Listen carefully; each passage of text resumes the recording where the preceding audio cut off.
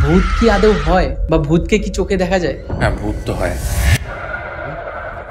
দেড়ফুটিয়া বলে একটা শব্দ, যেটা নাকি রাজনৈতিক ব্যক্তিদের কাছে থাকে। এই দেড়ফুটিয়াটা যে জিনিসটাই, রাজাদের কাছে অনেক কিছুই থাকে, বহু লোকানো শক্তি থাকে যা তুমি এক্সপোজ করবে না।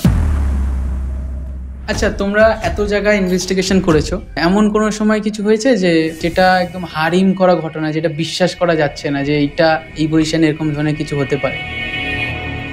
বিকেল 4টে নাগাদ আমরা ঢুকে আমরা যেটা ফার্স্ট লক্ষ্য করি, বিল্ডিংয়ের ভিতর থেকে না একটা গন্ধ আসছে, একটা আষ্টে গন্ধ। যদি তুমি কোথাও এন্টিটি থাকে, সে আষ্টে গন্ধটা পাবেই। আমরা গ্যাজেট অন করি, 1 মিনিটের মধ্যে সেখানে এন্টিটি প্রেজেন্ট দেখা যায়। আমরা যখন নামার সময় দেখতে পাচ্ছি আমার মাথাতে এসে আচমকা একটা বাদুড় ঠোকরেছে। খুব খারাপ হলে 4 থেকে 5 হাজার বাদুড় একসাথে রয়েছে। ঘরটায় যখন প্রবেশ করছি তখন পাশ থেকে একটা কান্নার আওয়াজ ভেসে আসছে। দোতলার একদম কোণার দিকের একটা যখন ঘরে গেলাম, সেই ঘরের একটা দেওয়ালে লেখা আছে উই ওয়ার হেয়ার, এবং পার্টিকুলার একটা ডেট দেওয়া রয়েছে। হাই গাইজ, আমি সুমন, আর পডকাস্টওয়ালা চ্যানেলে তোমাদের সবাইকে স্বাগত। আজকে আবারও একটা হরর টপিক নিয়ে চলে এসেছি, কিন্তু আজকে যে বিষয়টা নিয়ে আমরা আলোচনা করব সেটা বাংলা পডকাস্ট ইন্ডাস্ট্রিতে এর আগে আলোচনা হয়নি। কারণ আমরা ভৌতিক ঘটনা বা ভৌতিক পডকাস্ট করতে গিয়ে অনেক ধরনের কথা শুনেছি, কর্ণপিশাচিনী বা ব্রহ্মদৈত্য বা আরো নানান ধরনের ভূতেরও যে ভাগগুলো আছে সেইগুলো। কিন্তু আজকে যেই বিষয়টা নিয়ে আমরা আলোচনা করব সেটা হলো দেড়ফুটিয়া। তোমরা অনেকেই হয়তো এই নামটাকে চিনবে, জানবে বা তার বিষয়ে শুনেছো, কিন্তু অনেকেই আছো যারা এই বিষয়টা জানো না। আজকে এই বিষয়টা নিয়েই আমরা আলোচনা করব। এই বিষয়ের ওপর একটা সত্য ঘটনা আমাদের এই পডকাস্টের গেস্ট আজকে আমাদের বলবে। আর এই ঘটনায় বলার জন্য আমাদের গেস্ট হিসেবে আজকে আমরা ডেকে নিয়েছি অ্যাস্ট্রোলজার অভিমন্যু সুরিয়াকে, যিনি এর আগেও আমাদের পডকাস্টে এসছে, কিন্তু তখন আলাদা টপিক ছিল, সেখানে আমরা অ্যাস্ট্রোলজি নিয়ে আলোচনা করেছি। আজকে তার সাথে ঘটে যাওয়া একটি ভয়াবহ ভৌতিক ঘটনা এই পডকাস্টে আমরা আলোচনা করব। আশা করি পডকাস্টটা তোমাদের ভালো লাগবে। পুরো পডকাস্টটা দেখো এবং এনজয় করো।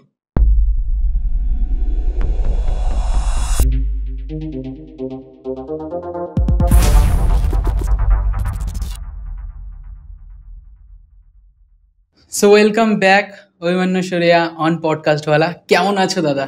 খুব ভালো আছি, তোমরা কেমন আছো? এই চলে যাচ্ছে দাদা, কিন্তু আজকে তোমার যেই রূপটা আমরা দেখবো বা তোমার দর্শকরা দেখবে, সেটা হয়তো এর আগে কোনোদিনও দেখেনি।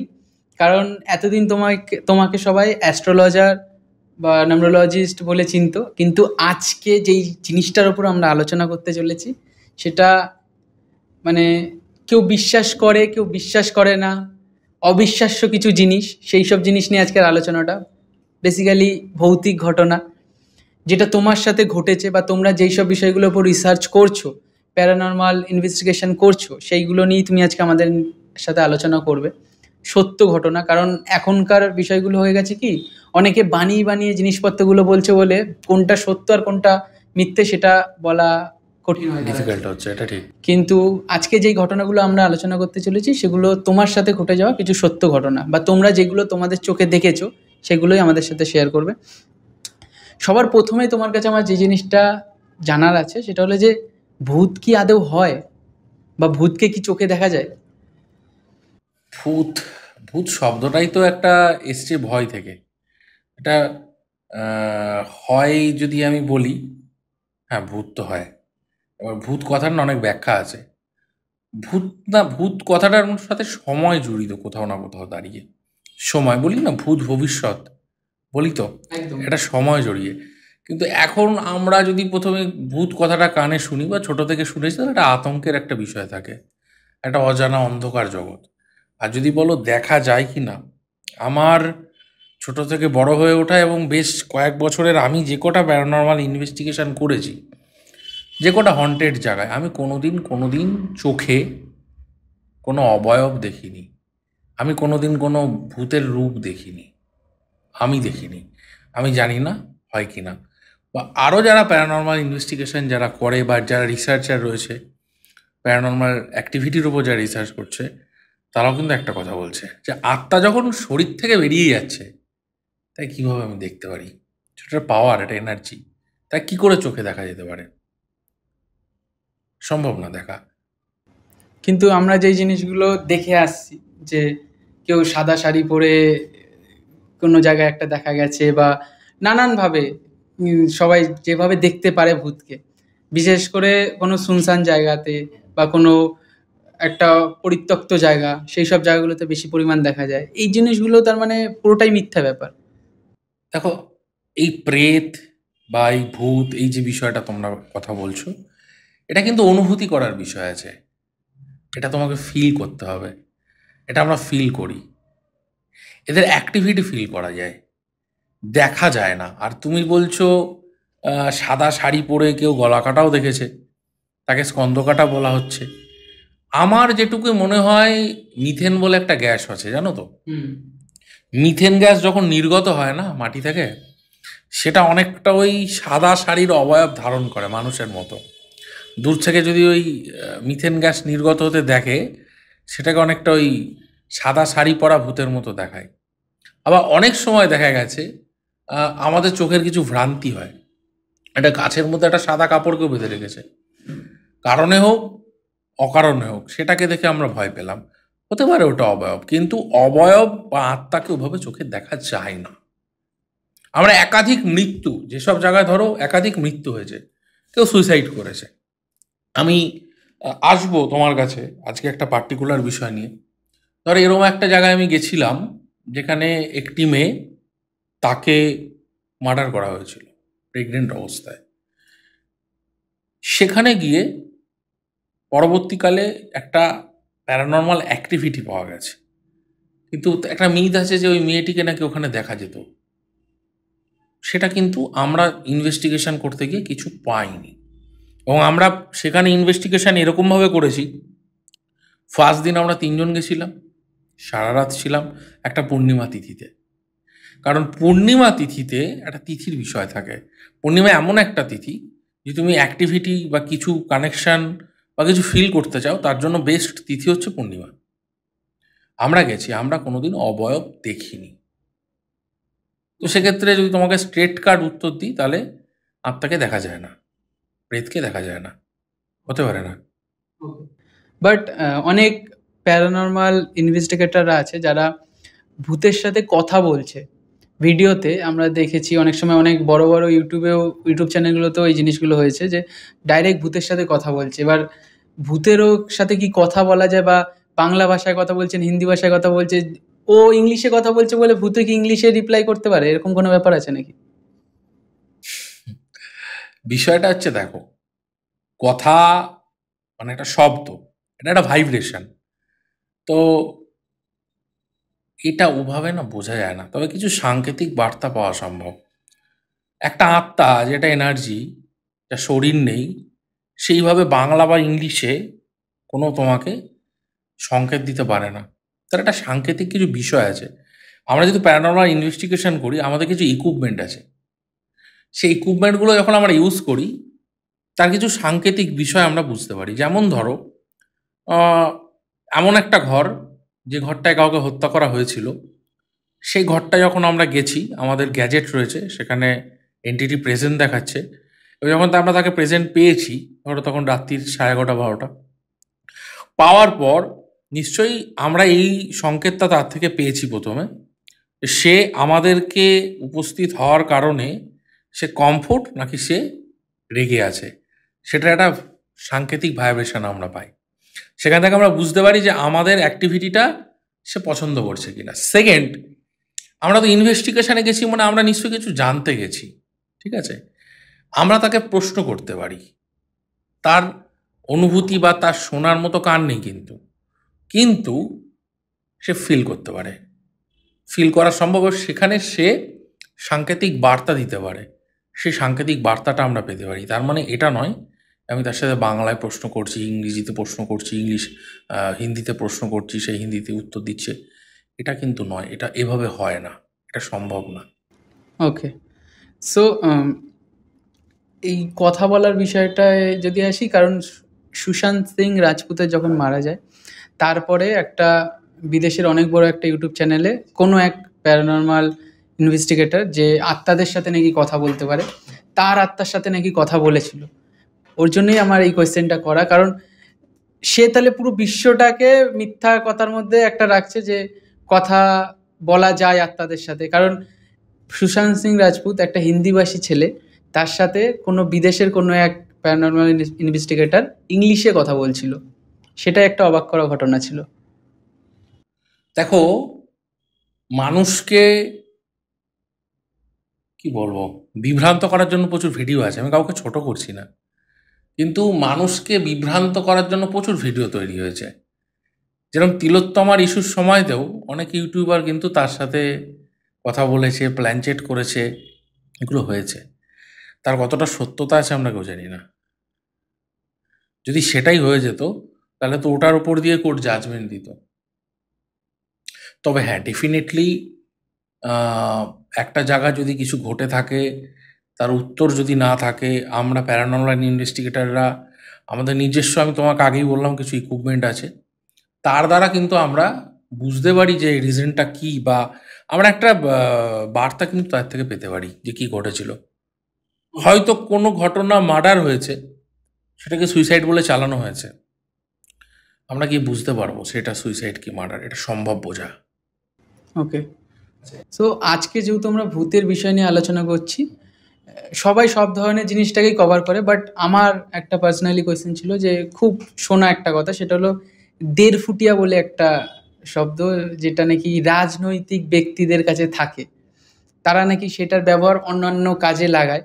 সেইটার ব্যাপারে যদি আমাদের একটু বলে, এই দেড়ফুটিয়াটা যে জিনিসটা কি?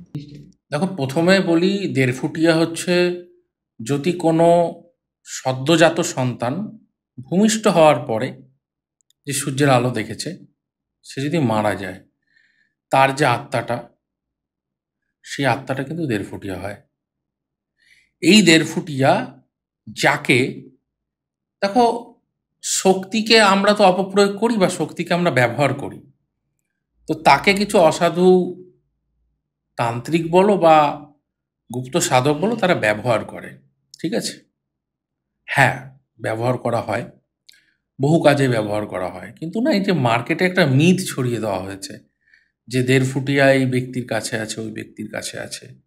রাজাদের কাছে অনেক কিছুই থাকে, বহু লোকানো শক্তি থাকে যা তুমি এক্সপোজ করবে না। ধরো, একটা রাজনৈতিক নেতা যিনি একটা দেশ চালাচ্ছে কি রাজ্য চালাচ্ছে, তার একটা আর্ম ফোর্স আছে, তার একটা ক্ষমতা আছে, কিন্তু তার পিছনেও একটা তার গুপ্ত ক্ষমতা আছে। সে গুপ্ত ক্ষমতাটা কিন্তু দেখা যায় না। এরকম অনেক রকম ক্ষমতা হয়। তোমাকে বলি, কোহিনূর সম্পর্কে নিশ্চয়ই জানো।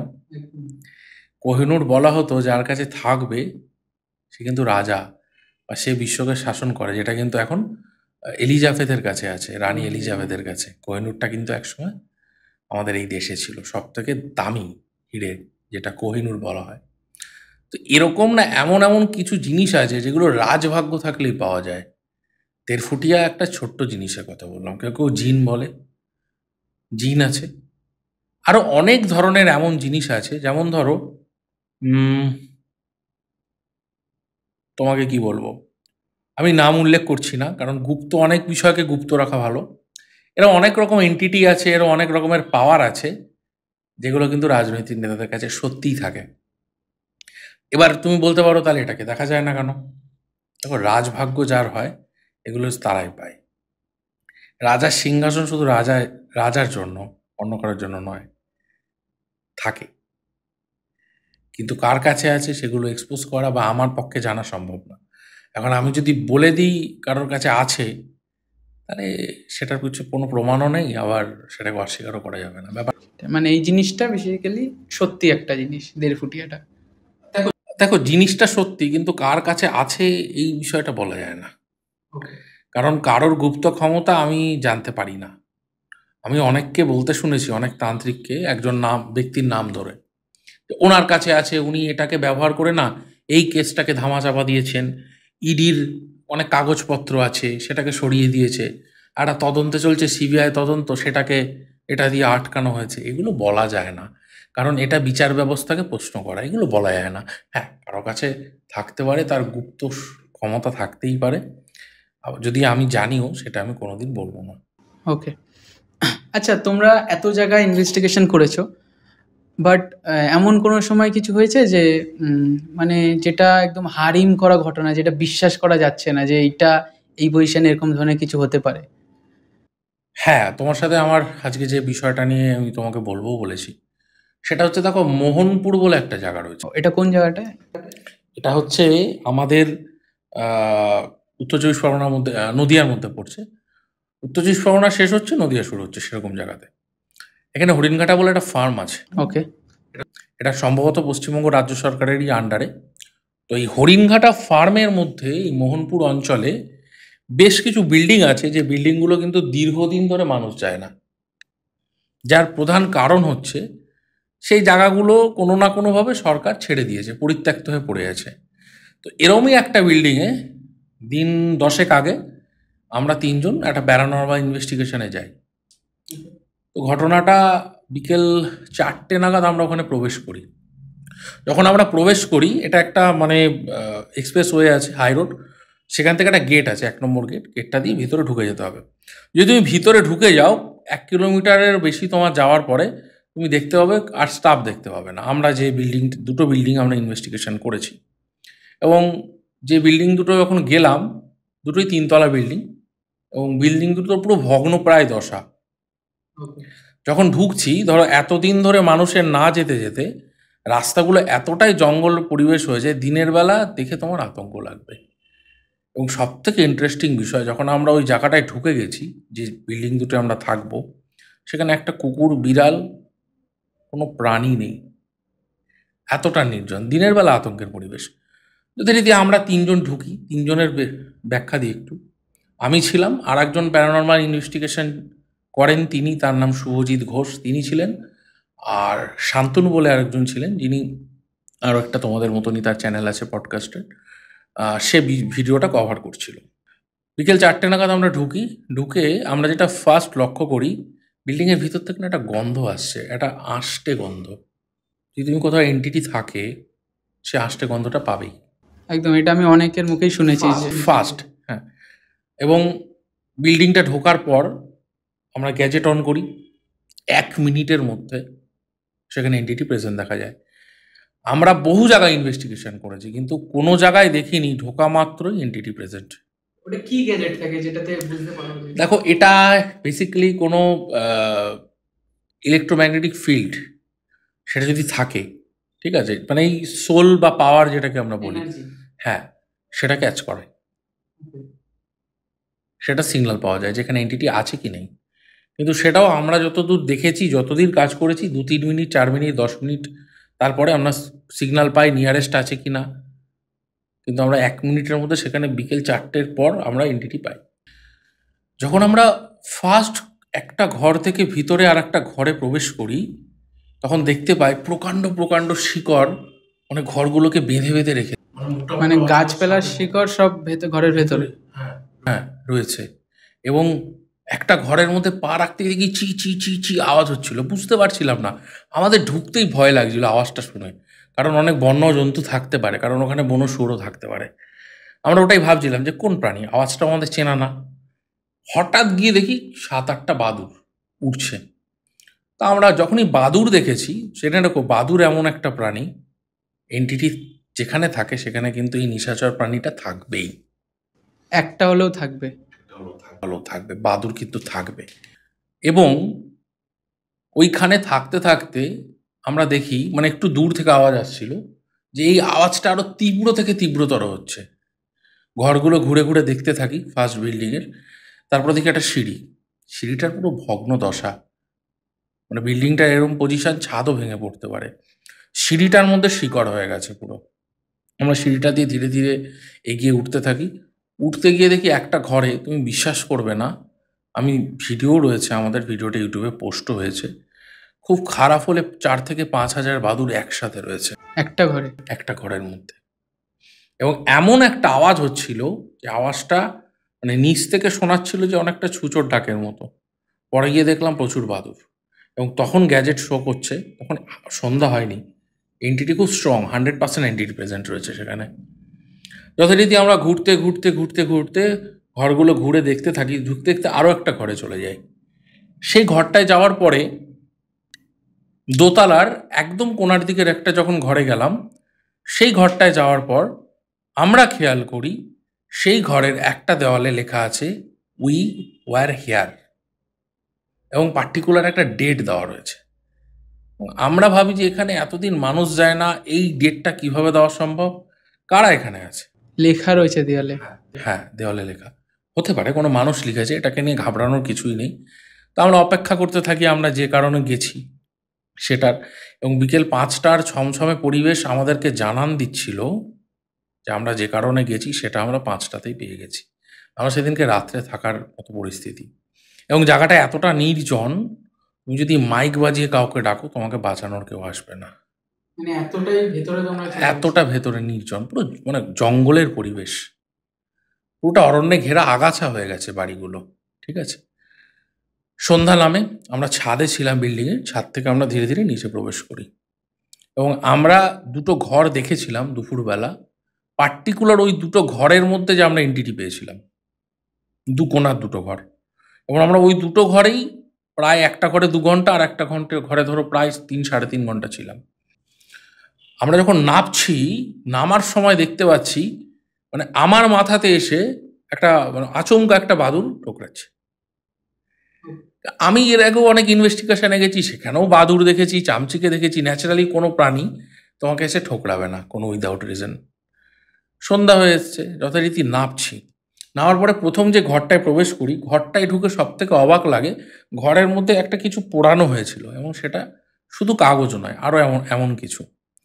ছাইটা দেখে আমার খুব যেটা মনে হয়েছে ওখানে কোনো তন্ত্র সাধনা হয়েছে, এবং আমার যদি ভুল না হয় ওখানে কোনো শবদেহ পোড়ানো হয়েছিল। ঠিক আছে, এবং সেটা আরও বুঝতে পারি কখন, ছাইটায় যখন আমরা ফোকাস করেছি ক্যামেরা, মানে ফ্ল্যাশ লাইট ফেলেছি, দেখছি ওর মধ্যে দুটো গর্ত আছে, এবং ওই গর্ত দুটোর মধ্যে কোনো শুল জাতীয় জিনিস পোতা হয়েছে, শুল হোক ত্রিশূল হোক কিছু পোতা হয়েছে, সেখানে ক্রিয়া হয়েছে। ঘরটায় যখন প্রবেশ করছি তখন পাশ থেকে একটা কান্নার আওয়াজ ভেসে আসছে, হালকা হালকা হালকা হালকা করে। আমরা বাইরে তাকাচ্ছি, বোঝার চেষ্টা করছি, তখন রাত কত? তখন সন্ধে 7টা 7:30, ওকে। এবং কান্নার আওয়াজটা মহিলাদের আওয়াজ। এইবারে আমরা ওয়েট করছি, এবং ওয়েট করতে করতে আমাদের লক্ষ্য হয় একটা দেওয়ালে। ধরো বিল্ডিংটা যদি খুব খারাপ হয় 25 থেকে 30 বছর কেউ ব্যবহার করে না, মানে শিকড়ে পেঁচিয়ে গেছে বিল্ডিংগুলো, দেওয়াল ভেদ করে গাছের শিকড় ঢুকে গেছে, বট গাছের শিকড়। সেই বিল্ডিংয়ের একটা দেওয়াল 30 ইঞ্চি মোটা দেওয়াল, সেই দেওয়ালটা নতুন করে প্লাস্টার করা হয়েছে। তখন সন্দেহ জাগে আমাদের, আমরা দেওয়ালের কাছে যাই, প্লাস্টারটার সামনে দাঁড়াই, এবং প্লাস্টারটার সামনে দাঁড়ানোর পরে আমরা সিগন্যালটা আরও স্ট্রং পেয়েছি, এবং ওখানে না আমরা কানেক্ট করার চেষ্টা করি তাদের সাথে। আমরা একটা উত্তর পেয়েছি। কি উত্তর? ওই বিল্ডিংটাতে ওই অঞ্চলের কি আশেপাশের অঞ্চলের কোনো একটি মেয়েকে অত্যাচার করে মেরে ঠিক ওই ঘরটায় মারা হয়েছিল, যার কান্নার আওয়াজটা আজও শোনা যাচ্ছে। যখন আমরা নিচের ঘরে বসে আছি তখন ছাদে ধূপধাপ আওয়াজ হচ্ছে, ছাদের উপরে শুধু জাম গাছ ছিল, এবার জাম পড়ার আওয়াজ একটা ইট পড়ার আওয়াজের মতো নয়, একদম ইট পড়ার আওয়াজের মতো নয়। এবং আমরা যখন ছাদে যাচ্ছি, ছাদে গিয়ে দেখছি ছাদে একটা ইটও নেই। এইভাবে কাটতে থাকে। 9টার সময় আমরা আবার ওখান থেকে বাইক নিয়ে বেরোই। হ্যাঁ, ওখান থেকে বাইক নিয়ে বেরোই, কারণ আমরা খাবার নিয়ে যাইনি, আমরা পাশের একটা জায়গা থেকে কিছু খাবার খাই। 9:30 10টার সময় আবার, মানে 9:30 10টা, 1 ঘন্টার মধ্যে আমরা আবার ওখানে প্রবেশ করি। এবার যখন প্রবেশ করতে থাকি, মানে ঢুকতে থাকি, মানে আবার সেই জায়গাটা, ঠিক আছে, আমাদের কাছে টর্চ ছিল। ঢোকার পর সবথেকে যেটা আমার খটকা লেগেছে, আমরা রাত্রি 9টা অবধি ওখানে ছিলাম, কোনো শেয়ালের আওয়াজ নেই, কিচ্ছু আওয়াজ নেই, বিভিন্ন রকম প্রাণীর আওয়াজ আসছে, বিভিন্ন রকম রাত্রিবেলা, এবং ঘুঙুরের একটা আওয়াজ পেয়েছি আমি, ঘুঙুর যেরকম ঝনঝন করে সেই আওয়াজটা পেয়েছি। পরবর্তীকালে জানলাম ঘুঙুরের আওয়াজটা কোনো মেয়ের আওয়াজ না, ওটা কোনো একটা নিশাচর পাখির ডাক। প্রথমে ভয় পেয়েছিলাম, তো মানুষ এগুলো দেখে আতঙ্ক হয়, ভয় পায়, কিন্তু কান্নার আওয়াজ আমরা পেয়েছি, বারবার পেয়েছি। আমরা তাকে প্রশ্নও করেছি আমাদের মতো ভাষাতে, যে কি ঘটেছিল আপনার সাথে, আপনি কে? প্রথমে দেখলাম তারা বেশ অসন্তুষ্ট আমাদের ওখানে থাকা নিয়ে, বেশ ক্রোধিত। তারা পছন্দ করছে না আমরা ওখানে থাকি, এবং তারা জানান দিচ্ছে তোমরা এখান থেকে চলে যাও। কিভাবে বুঝছিলে? এটা কিছু একটা সাংকেতিক বিষয়, এবং তোমাকে বলছি না, আমরা যখন নিচে একতলার ঘরে রয়েছি, 3 তলার ছাদে ধূপ ধাপ করে ইট পড়ছে, ওপরে শুধুমাত্র জাম গাছ, কোনো প্রাণী নেই ওখানে। আর আশেপাশেও কেউ থাকে না? বিড়াল পর্যন্ত নেই, কুকুর পর্যন্ত নেই, কারণ জায়গাটা এতটাই নির্জন, বিড়াল কুকুর ওখানে থাকবে না, কোনো প্রাণী নেই ওখানে। বিছে, সাপ, পোকা মাকড়, পেঁচা দেখেছি, আর বাদুড়। মানে ওখানে একমাত্র তুমি নিশাচর প্রাণী পাবে। নেক্সট ঘরটায় যাচ্ছি এবারে। তো রাত্রি 10টা বেজে গেছে। আমরা ঠিক করি যে ঘরটায় আমরা ছিলাম, যে আমাদের সংকেত দিচ্ছিল, সেই মেয়েটি আত্মা কোনোভাবে চাইছে না আমরা ওখানে থাকি। আমরা ঘরটা চেঞ্জ করি, বারান্দা দিয়ে গিয়ে এসে সেকেন্ড ঘরটায় ঢুকি। সেকেন্ড ঘরটা তোমাকে আমি ভিডিও ফুটেজ দিয়ে দেবো। সেকেন্ড ঘরটায় গিয়ে খুব অদ্ভুত জিনিস আমরা লক্ষ্য করেছি। দেওয়ালের মধ্যে ইন্দ্রজাল দেখেছো? মাকড়সার জাল? ইন্দ্রজাল হচ্ছে এমন একটা গাছ যেটা বশীকরণের কাজে ব্যবহার হয়, মায়াজালও তাই। এটা একটা গাছ, জালের মতো হয়। আমি গোটা এরিয়ার যে কটা বিল্ডিং আছে, ম্যাক্সিমাম ওরকম ভ্যাকেন্ট বিল্ডিং, বিল্ডিংয়ের প্রতিটা ঘর আমরা দেখেছি, বাথরুমগুলো দেখেছি, কোনো ঘরের কোনো দেওয়ালে ওই ইন্দ্রজাল তৈরি হয়নি। আমি খেয়াল করছি, আমরা ওই লাস্ট যে ঘরটায় আমরা লাস্ট 3 ঘন্টা ছিলাম, ওই ঘরের দেওয়ালের মধ্যে পুরো ইন্দ্রজাল ভর্তি। মানে মানে আমি জালটাকে ইন্দ্রজালের সাথে তুলনা করছি, আমি ওটা ইন্দ্রজাল বলছি না, মানে জালের মতো ভর্তি হয়ে আছে। আমরা এগিয়ে যাই, এগিয়ে গিয়ে দেখতে পারি ওই ঘরটাতেও রীতিমতো সেম জিনিস, ছাই পড়ে আছে, কিছু পোড়ানো হয়েছে, এবং অনেক দিনের পুরনো ছাই। এবং দেখবে কাগজ পোড়া ছাই একটা হালকা মানে পাতলা হয়, হাওয়া দিলে উড়ে যায়। এই ছাই সেটা নয়, এই ছায়ে কাঠ পোড়ানো হয়েছে, আরও এমন কিছু কঠিন পদার্থ পোড়ানো হয়েছে যেটা পোড়ার পর জমে গেছে। এবং ওই ভ্যাকেন্ট জায়গাতে তন্ত্রক্রিয়া হয়েছে, কালা জাদু হয়েছে, এবং সব সাধনা হয়েছে ওখানে। মৃতদেহের ওপরে সাধনা হয়েছে ওখানে।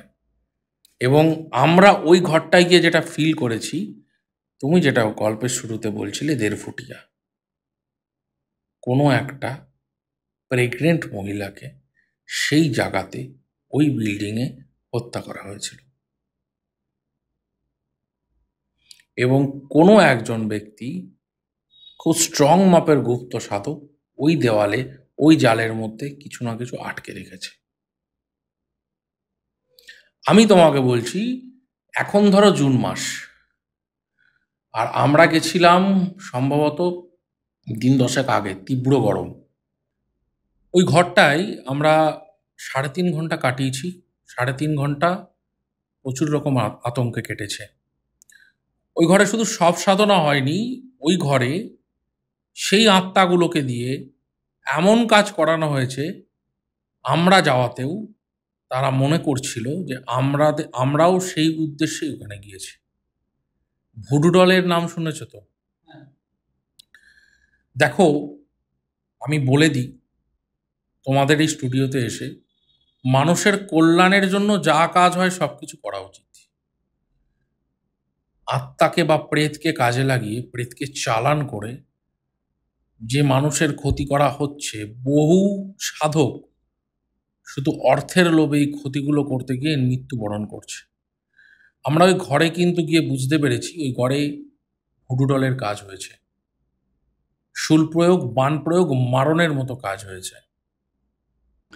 আচ্ছা দাদা, তুমি যে ভুডু ডলটার কথা বলছো, এটা তো আমাদের ভারতবর্ষে খুব একটা দেখা যায় না, কারণ এটা একটা কালা জাদু যেটা বিদেশে খুব পরিমাণ হয়ে থাকে। আফ্রিকান কান্ট্রিগুলোতে খুব প্রচলন আছে। কিন্তু ওটার সাথে এটার কি সম্পর্ক? কাউকে কি মারার জন্য এই জিনিসটা আমাদের? দেখো, এটাকে পুতুলতন্ত্র বলে। এটা যে আমাদের দেশে প্রচলন নেই তা নয়, আছে। খুব খারাপ ক্রিয়া, খুব নিম্ন মার্গের ক্রিয়া। ওখানে যে কাজটা হতো, ওখানে ভুডু ডল দিয়েও কাজ হতো। ভুডু ডল জিনিসটা হচ্ছে, তুমি জিজ্ঞেস করলে তাই বলছি গল্পের মধ্যেই, একটা পুতুল তৈরি করা হবে, অমুক ব্যক্তি, অমুক নাম, তার গোত্র, তার ব্যবহার করা চুল বা তার ব্যবহার করা জামা ওই পুতুলের শরীরে প্রতিস্থাপন করা হবে। তারপরে পুতুলের মধ্যে প্রাণ প্রতিষ্ঠা করা হবে বিশেষ নামে, ওই নামেই, যে ব্যক্তির ওপর ক্রিয়া হবে। এখানে যেই ব্যক্তি প্রেত সাধক হবে বা যেই ব্যক্তি প্রেতকে প্রাপ্তি করবে, সে এখানে বিশেষ তিথিতে, আমি তিথির নাম উল্লেখ করলাম না, গুপ্ত ক্রিয়া সবকিছু উল্লেখ করা উচিত নয়, বিশেষ বিশেষ তিথিতে বিষ তৈরি হয়। ৩-৪ প্রকারের বিষ আছে। সেই বিষের মধ্যে একটা এরকম পেরেক, সেই পেরেককে আগুনে পোড়ানো হবে, পুড়িয়ে যখন টকটকে লাল তৈরি হবে, ওই লাল পেরেকটা বিষের মধ্যে রাখা হবে, পেরেকগুলোয় বিষ মাখানো হবে। প্যাঁচার নখ, তার মধ্যে ওই বিষগুলো মাখানো হবে। তার সাথে পিঁপড়ের ডিম, মাছের পিত্ত বা তেল, সেটা মাখিয়ে বিশেষ তিথিতে অমাবস্যায় হাতের মধ্যে সুর প্রয়োগ করা হলো। তারপরে আবার আর একদিন তার শির, মানে মাথা, শির মানে মাথা, সেখানে শুল প্রয়োগ করা হলো, বুকে শুল প্রয়োগ করা হলো। এটা যখন করা হবে, সেই ব্যক্তিটি মাথায় যন্ত্রণা পাবে, হাতে যন্ত্রণা পাবে, হৃদে, বুকে যন্ত্রণা পাবে এবং একটা টাইমে সেই ব্যক্তিটা কিন্তু মারা যাবে। খুব খারাপ কাজ, খুব নিম্ন মার্গের কাজ, এবং যাদের ওপর একবার প্রেত চালান হয় তাদের জীবনটা কিন্তু শ্মশান হয়ে যায়। তোমরা বহু মানুষকে দেখেছো, সুস্থ মানুষ পাগল হয়ে গেছে, হঠাৎ ব্রেন স্ট্রোক হলো, তারপর থেকে মানসিক ভারসাম্যহীন। আমাদের কাছে এরকম প্রচুর পেশেন্ট আছে, প্রচুর, যাদের প্রেত চালান করা হয়েছে। তো ওই ঘরটাতে পার্টিকুলার ওরকম একটা ভ্যাকেন্ট প্রপার্টিতে এরকম ধরনের প্রচুর কাজ পুলিশের চোখের আড়ালেই করা যায়, এবং করা হতো। আমরা দীর্ঘক্ষণ অবজারভেশন করি এবং সেখানকার পরিবেশটা ক্রমশ, রাত, ঘড়ির কাঁটা রাত বাড়তে থাকে, যখন রাত্রি 11:30 আমাদের থাকার অসহ্য হয়ে ওঠে জায়গাটা। একটার পর একটা বিভিন্ন রকম ইনসিডেন্ট ঘটছে। দূর থেকে মনে হলো বাজ পড়েছে, একটা জায়গায় আগুন জ্বলছে, নিমেষের মধ্যে আগুনটাকে দেখতে পাচ্ছি না। আমি জানি না, হতে পারে এর পিছনে কোনো সায়েন্স আছে, হতে পারে কোনো কিছু স্পার্ক হয়েছিল, কিন্তু সেই জায়গাটায় আগুন জ্বলাটা নিমেষের মধ্যে বন্ধ হয়ে যায়। দূর থেকে দেখছি ধোঁয়া উঠছে, কিছুক্ষণ বাদে ধোঁয়া উধাও। এই জিনিসগুলো আমরা ফিল করেছি ওখানে দাঁড়িয়ে। সব থেকে আশ্চর্যজনক জিনিসটা, ছাদের মধ্যে দুমতাপ করে ইট পড়ছে। আমরা ঘর থেকে বেরোতে পারছিলাম না ভয়ে। আমরা, তোমাকে আবার বলছি, যখন সন্ধ্যাবেলা 2বার ইট পড়েছিল আগের ঘরটাতে, আর যে ঘরটাতে আমি তোমাকে বলছি দেওয়ালটা পুরো জালে আবৃষ্ট হয়ে আছে এবং পাণ্ডুলিপির মতো ওই দেওয়ালে কিছু একটা বেঁধে রাখা আছে, সেটাও আমরা ক্যামেরায় জুম করেছি, সেই ফুটেজটাও তুমি দেখাতে পারো। ওই ঘরটাতে যখন আমরা ঢুকে যাই, মানে রাত্রির 11টা থেকে প্রায় 1টা অবধি, আমরা ঘর থেকে বাইরে বেরোতে পারছি না। আমরা এটা ভয় পাচ্ছিলাম, এই ইটটা কি কোনো মানুষ ছুটছে, যদি বাইরে বেরোয় আমার মাথায় পড়তে পারে। আমরা রীতিমতো আতঙ্কিত ছিলাম। মানে এরকম পরিবেশ আমি জীবনে খুব কম দেখেছি। বিভিন্ন রকম নিশাচর, আর তার সঙ্গে সঙ্গে ওই ঘরটাতে এন্টিটি ফুল প্রেজেন্ট ছিল এবং ওই ঘরটাতে আমাদের থাকতে দিচ্ছিল না। আমরা যখন ওই ঘরে ঢুকেছি, ওই ঘরে একটাও বাদুড় ছিল না। আমরা যখন ঢুকেছি, যত রাত বাড়ছিল, একটার পর একটা বাদুড় দেখছি ওই ঘরটা দিয়ে আসছে, আমাদের মাথার ওপর দিয়ে উঠে আবার জানলা দিয়ে বেরিয়ে যাচ্ছে। আমরা বুঝতে পারছিলাম তারাও চায় না আমরা ওখানে থাকি। যথারীতি 1টা থেকে 1:30 অবধি আমরা ওখানে ছিলাম। 1:30টার পর পরিবেশটা আর থাকার মতো হলো না। আমাদের মনে হলো আমাদের এবার বেরোনো দরকার। আমাদের এখান থেকে বেরোনো দরকার। আমরা সেই সময় ভিতরে কিছু জিনিস নিয়ে আলোচনা করছিলাম এবং আমাদের গ্যাজেট দেখাচ্ছিল টাচ ফিল, কেউ আমাদের টাচ করছে, এবং সেটা খুব একটা গুড টাচ ছিল না। এবার টাচ মানে কেউ আমায় হাত দিয়ে ধরছে এটা নয়, কিছু ফিল। যেটা হয়েছে, ক্যামেরাম্যান শান্তনুর শরীরে আঁচড় লেগেছে, কারণ ওর শরীর বন্ধন ছিল না, আমরা শরীর বন্ধন করে ঢুকেছি। আমরা ওখান থেকে তৎক্ষণাৎ দৌড়াই। তৎক্ষণাৎ দৌড়াই, এবং আমরা যখন দৌড়ে গাড়ির বাইরে বেরিয়েছি আমাদের মাথাতে কোনো ইট পড়েনি, কিছু পড়েনি। আমরা ওখান থেকে বেরিয়ে আসি এবং ওখানে কিন্তু আমরা আবার ইনভেস্টিগেশনে যাব, কারণ যে ঘরটাতে জালে সরি, আমরা কিন্তু ওখানে আবার ইনভেস্টিগেশনে যাব। যে ঘরটাতে জাল দিয়ে আমার মনে হয় কোনো আত্মাকে ওই জালে কোনো বিশেষ ক্রিয়া দ্বারা আটকে রাখা হয়েছে, আমার কাজ বা আমাদের কাজ তার আসল কারণটা খুঁজে বার করা। আর এই ধরনের ক্রিয়া ভারতবর্ষ কেন, যে কোনো সভ্য দেশেই হওয়া উচিত। আচ্ছা, তুমি যে বলছিলে যে ওখানে একটা কোনো আত্মাকে বেঁধে রাখা হয়েছে।